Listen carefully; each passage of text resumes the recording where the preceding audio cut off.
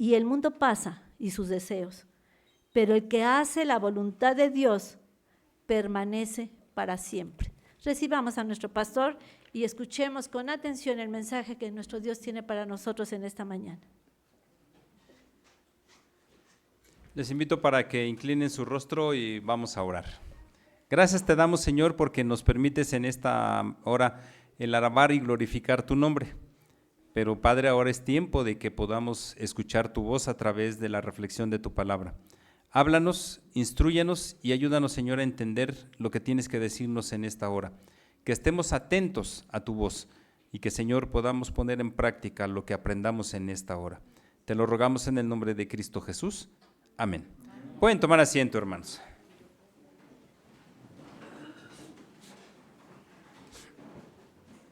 El mundo pasa y sus deseos, pero el que hace la voluntad de Dios permanece para siempre. A lo largo de nuestra vida, hermanos, todos tenemos proyectos, sueños, anhelos, o a lo mejor hasta inclusive no tenemos nada de eso, porque puede ser el caso, y que vayamos transitando por esta vida, pues a ver qué sucede, a ver cómo salen las cosas y a ver qué pasa. Sin embargo, hermanos, algo que es importante analizar es que al final de cuentas nuestra vida aquí es pasajera. Un día nacimos y otro día vamos a morir. ¿Cuándo? No lo sabemos, ¿sí? Ojalá pudiéramos saber esa fecha porque eso a lo mejor nos animaría a prepararnos para hacer lo que nos corresponde y dejar de hacer lo que no tenemos que hacer. Pero no sabemos, nadie sabe la fecha en que vamos a morir. Y eso, por un lado, sí, es difícil porque vivimos ante la expectativa de cuántos años vamos a vivir, pero por otro lado, nos ayuda porque imagínense cómo nos pondríamos cuando sepamos que ya nos quedan pocos días de vida. Sería angustiante para nosotros. Pero bueno, al final de cuentas, hermanos, aquí hay algo importante que debemos considerar. Sí, como dice aquí el texto, el mundo pasa y sus deseos, pero el que hace la voluntad de Dios, y dice ahí, permanece para siempre. Es decir, hermanos, que nosotros tenemos que ir preparándonos para esa estadía allá en la eternidad. Fíjense, ¿cuántos años serán los que podamos vivir? ¿Cuánto es? Bueno, si nos atenemos al texto bíblico, dice que son 70 y entre ya los más 80 años. 80 años vamos a vivir. A ver, matemáticos, jóvenes matemáticos, ¿cuánto es 80 por 365? ¿Alguien me puede ayudar con esa operación matemática? 80 por 365.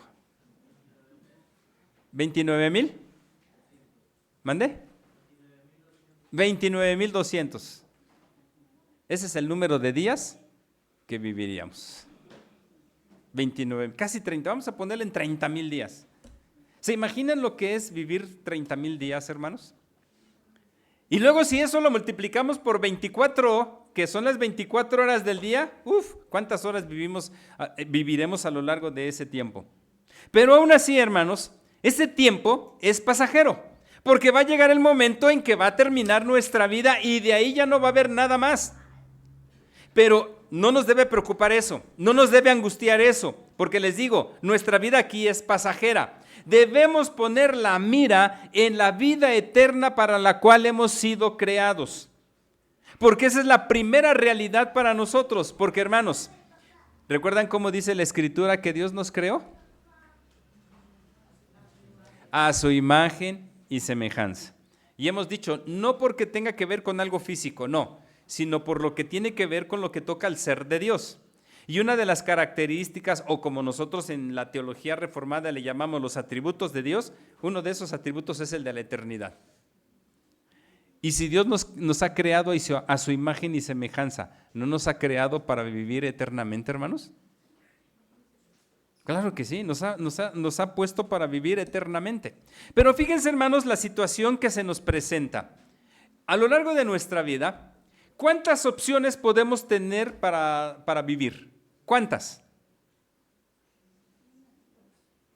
Muchas, hermanos. Podemos tener muchas opciones para vivir. Claro, todo depende de lo que hagamos antes de empezar a vivir. Si queremos vivir con todas las comodidades, ¿qué tendríamos que hacer? Trabajar mucho, ¿sí? Esa es una opción. Si queremos vivir medianamente, pues no nos esforcemos tanto en trabajar, ¿sí? Medio trabajemos, hagamos como que trabajamos, ¿sí? Es decir, en esta vida tenemos entonces una variedad de decisiones que podemos tomar. Y en términos de la eternidad, hermanos, ¿cuántas opciones tenemos en términos de la eternidad? 2. O es en la presencia de Dios o es en el infierno. No hay más. Condenación eterna. Es decir, fíjense, la gloria eterna o la condenación eterna. Y no hay más para dónde ir. No hay un punto intermedio. No hay un punto donde digamos, bueno, ahorita me hago para acá y al rato me hago para allá. No. Con el Señor o se está con Él o no se está con Él. No hay más. En nuestra vida sí podemos ir tomando diversas decisiones. ¿Por qué? Porque a lo mejor yo comienzo con un proyecto y con el paso de los años, dependiendo de las circunstancias o inclusive dependiendo de mí, puedo cambiar mi opción de vida. Pero con Dios no. Con Dios no podemos estar cambiando de que ahorita estoy en el infierno y después ya voy al reino de los cielos y pues después caigo de su gracia y otra vez vuelvo al infierno y así me la paso. No, hermanos. Allá es totalmente definitivo. Y en eso, hermanos, es precisamente en lo que nosotros tenemos que pensar, no se nos tiene que pasar por alto. Fíjense, hermanos, que como iglesia presbiteriana tenemos ya bien cimentadas nuestro sistema doctrinal. Y uno de los puntos del sistema doctrinal presbiteriano es el de la perseverancia de los santos. ¿Se acuerdan en qué consiste esa doctrina, hermanos? En pocas palabras, ¿en qué consiste? Si somos elegidos, Dios nos perdona, nos rescata y nadie nos quita la salvación. Pues, hermanos, eso ha provocado que muchos piensen que como ya tienen segura su salvación, pueden hacer lo que quieran. Pensando, por ejemplo, en lo que Pablo dice allá en Romanos capítulo 5 al final, donde abunda el pecado, sobreabundó la gracia. Y dicen, ahí está, no importa que pequemos, total, la gracia de Dios va a venir y me va a perdonar. ¿Por qué? Y hasta somos bien bíblicos, porque Dios es amor. Y como Dios es amor, Él nos va a estar perdone y perdone y perdone y perdone a cada rato.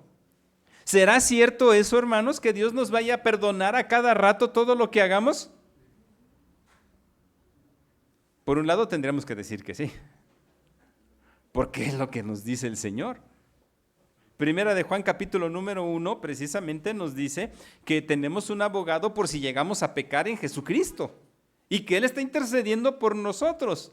Pero la mentalidad no es, pues ahí está el intercesor, pues no me preocupa. No, hermanos.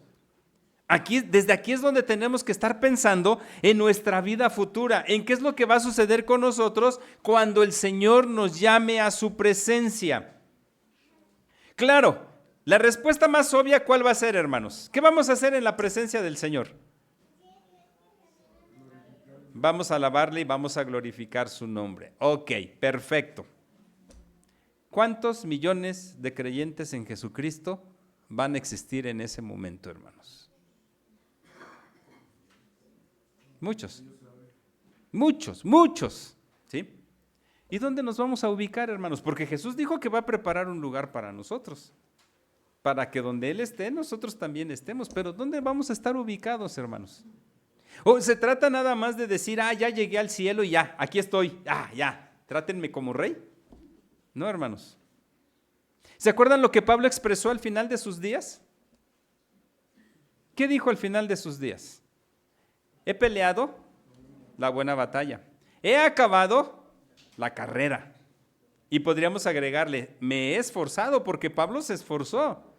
¿En qué se esforzó Pablo? En la predicación del evangelio, ¿sí? Sufrió muchas eventualidades, Y dice Pablo, estoy listo. Pero nada más así dijo, Señor, ya llévame y ya. ¿O qué dijo ahí? ¿Ya terminó todo?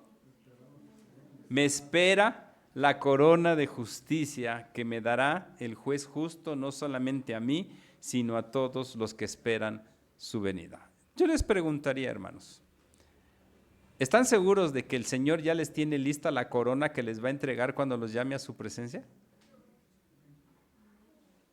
¿Pueden decir, Señor, me la merezco?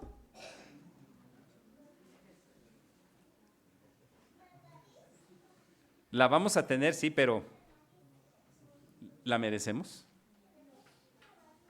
Y ahí es donde tenemos que trabajar, hermanos, en merecer esa corona que el Señor nos va a brindar. Fíjense, pensemos precisamente en el apóstol Pablo, un perseguidor de la iglesia, que de acuerdo a uno de los testimonios que él mismo da, él dice, yo pensé que estaba haciendo lo correcto, yo pensé que eso era lo que el Señor me estaba pidiendo. ¿Por qué? Porque estaba limpiando a todos aquellos que no tenían que estar y que no formaban parte del pueblo de Israel. En otro de los relatos dice, se trata de envanecerse, se trata de decir quiénes somos, pues yo soy de la tribu de Benjamín, educado bajo los pies de Gamaliel, fariseo de fariseos, judío hasta la cepa. Pero ¿qué dijo Pablo acerca de todo eso, hermanos? Lo estimo como nada, ¿sí? Casi como dicen, como basura. No representa nada para mí. ¿Por qué? Porque no soy yo, es el Señor. Es el Señor el que ha obrado, el que ha actuado a través de mí. Y en ese sentido, entonces, hermanos, tendríamos que estarnos preguntando, ¿nos estamos preparando para nuestra estancia en el reino de los cielos? Tenemos un mandato. ¿Cuál es ese mandato?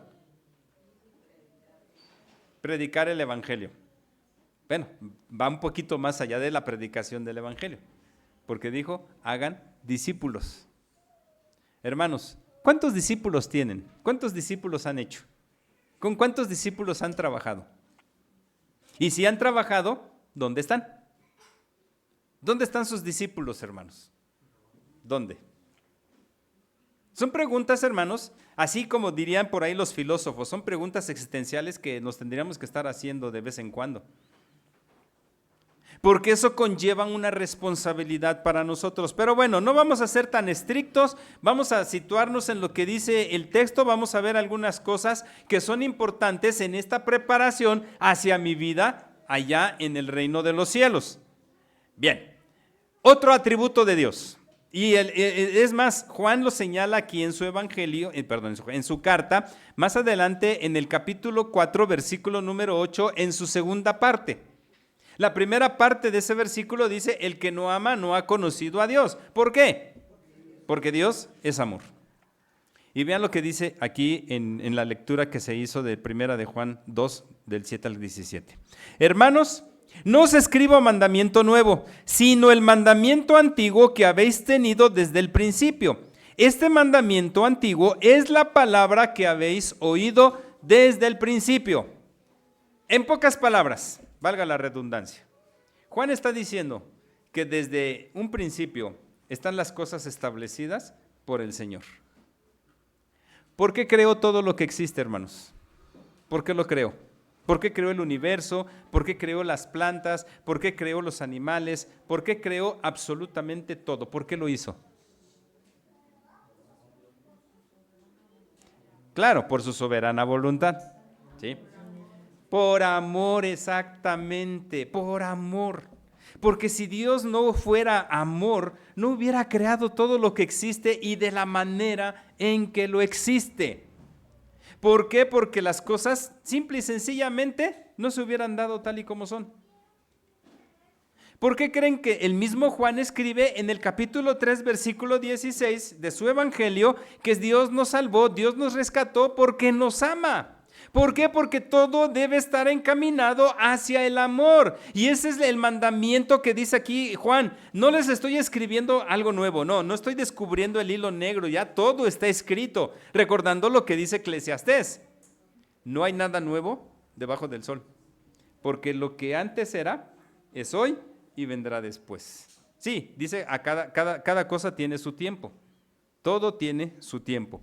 Pero el tiempo que nos ha mandado el Señor para ser más fructíferos en nuestra vida es el de vivir en amor.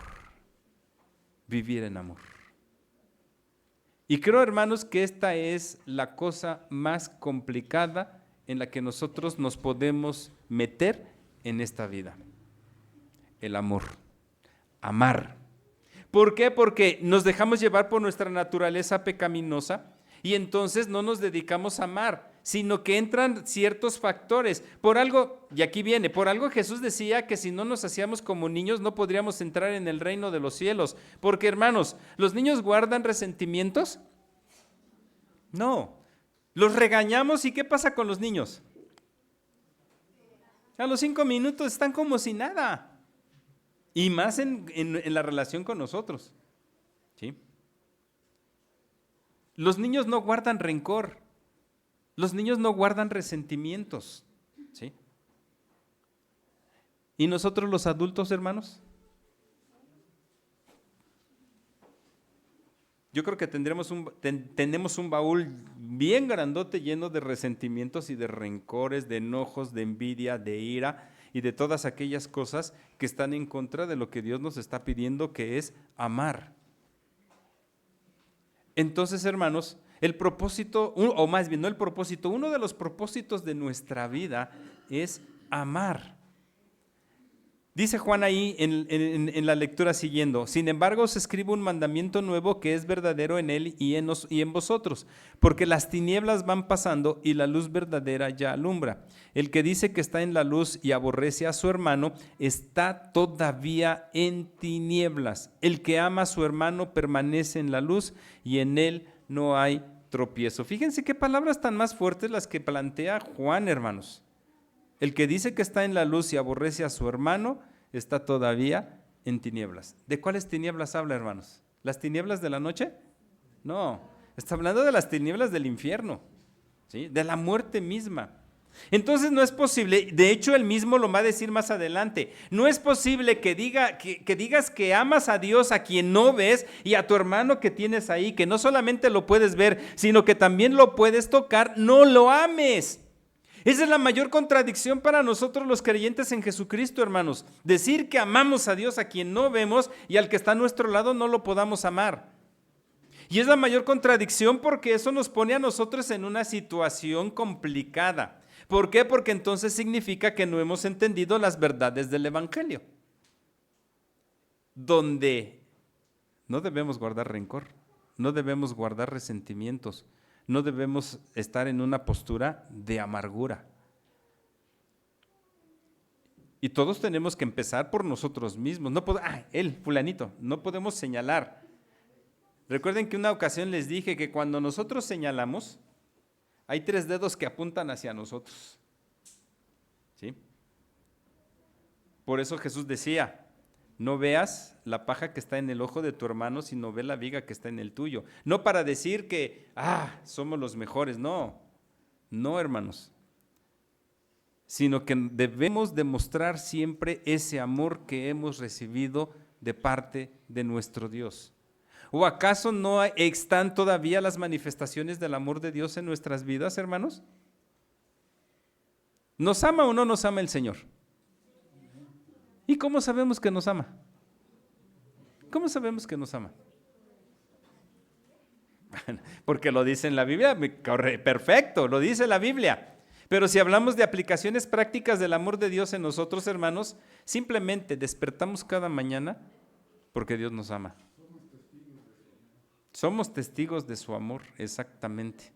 Entonces, hermanos, nuestra función y nuestra preparación para poder entrar a la tierra prometida eterna tiene que ver con nuestra práctica del amor. O hermanos, ¿se imaginan? Claro, esto es hipotéticamente hablando porque dice la Escritura que cuando el Señor Jesucristo venga, vamos a ser transformados los que estemos vivos y los que no, los muertos, si estamos muertos vamos a resucitar, pero ya con un cuerpo glorificado. Pero hermanos, ¿cómo nos vamos a presentar delante del Señor? Si todavía tuviéramos la posibilidad en ese momento donde el Señor nos esté llevando a su reino, de poder explicarle algo, ¿qué le explicaríamos, hermanos? ¿Qué le podríamos explicar al Señor? Y acuérdense, ¿por qué se da una explicación? Porque algo no se hizo para justificarnos, pero porque algo no se hizo bien. Por eso damos explicaciones, porque algo no hicimos bien. Bueno, pensemos, ¿qué le podríamos explicar al Señor, hermanos, de nuestra vida? ¿Qué le podríamos decir? Imaginémonos, hermanos, a Dios sentado en su trono y a nosotros a nuestro lado. A ver, hijito, ven acá. Cuéntame qué pasó con tu vida. ¿Qué hiciste? ¿Qué no hiciste? Porque si nos dice ¿qué hiciste? A lo mejor sacamos una lista grande. Pero cuando nos diga ¿y qué no hiciste? Ahí se nos va a arrugar todo el cuerpo a lo mejor porque, híjole Señor, a lo mejor vamos a estar como aquel hombre al que se le dieron 2 talentos y los fue a esconder, y cuando vino el Señor le dijo: Señor, pues es que yo sabía que me ibas a llamar la atención por haber perdido, haber jugado, haber trabajado y no haberte dado nada. ¿Y se acuerdan qué le dijo el Señor? Pues si me conocías que era así, pues cuando menos hubieras metido el dinero en el banco y me hubieras dado los intereses, pero algo hubieras hecho. ¿Se imaginan, hermanos, que Dios nos dijera eso? Oye, pues algo hubieras hecho. ¿Cuánto nos cuesta amar? ¿Cuánto nos cuesta, hermanos? Nada. No nos cuesta nada. Si estamos en una buena relación con Dios, si estamos en una buena comunión con Dios. Y fíjense, utiliza 3 personajes. Os escribo a vosotros, hijitos, porque vuestros pecados os han sido perdonados por su nombre. Os escribo a vosotros, padres, porque conocéis al que es desde el principio. Os escribo a vosotros, jóvenes, porque habéis vencido al maligno. Os escribo a vosotros, hijitos, porque habéis conocido al Padre. Os escribo a vosotros, padres, porque habéis conocido al que es desde el principio. Os escribo a vosotros, jóvenes, porque sois fuertes y la palabra de Dios permanece en vosotros y habéis vencido al mundo. Es decir, no podemos decir que no sabíamos las cosas. No lo podemos, hermanos. Por eso está el testimonio de la Escritura, para acusarnos si es necesario.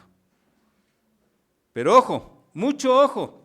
¿Por qué? Porque Juan está diciendo entonces que como nosotros en nuestra vida tenemos que practicar el amor, tenemos que amar, amar, amar, y no hay otra razón para nuestra vida más que amar. Y eso nos va a preparar, nos va a ir preparando para cuando entremos al reino de los cielos, le digamos al Señor: Señor, mira, yo cumplí con tu mandamiento.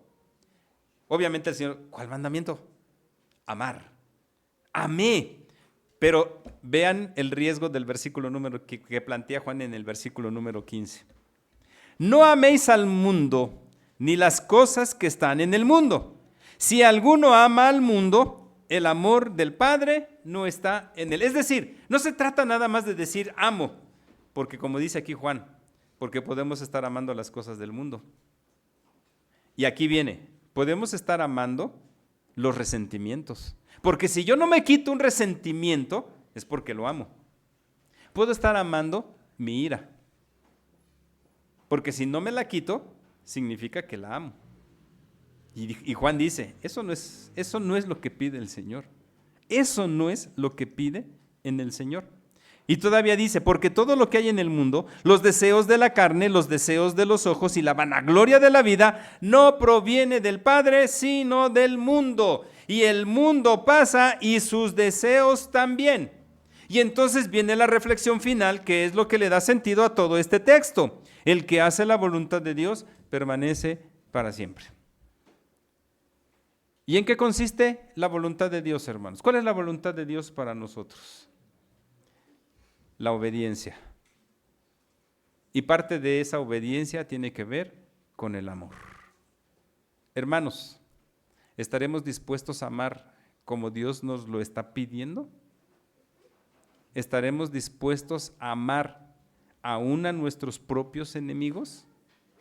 ¿Estaremos dispuestos a decir: Señor, te amo a ti, a quien no veo, pero también a mi hermano, al que está aquí, a quien sí veo, aunque me caiga mal, aunque no le hable, aunque me diga lo que me diga, lo amo. Decía Juan más adelante también, de nada sirve que ames con quien estás bien. Ama con quien no estás bien. Ama al que te ofende. Ama al que te hiere. Ama al que te lastima. Y entonces sí podrás decir que has amado. ¿A quién amamos? Esa es una pregunta que nos tenemos que hacer. Porque si queremos encontrarle sentido a nuestra vida, aquí está, hermanos. El sentido de nuestra vida es amar primero a Dios por sobre todas las cosas y a nuestro prójimo como a nosotros mismos. Y esto nos va a ir preparando para aquel día cuando Dios nos diga, ven buen siervo fiel, disfruta de tu Señor. Y que ojalá esa sea la expresión de Dios para todos. Que el Señor nos bendiga. Gracias a Dios por su palabra expuesta en esta mañana y la invitación es para que sigamos meditando en ella, ¿verdad? Y vayamos analizando nuestras vidas, hermanos. Seguramente todos tenemos algo que amar, a quien amar.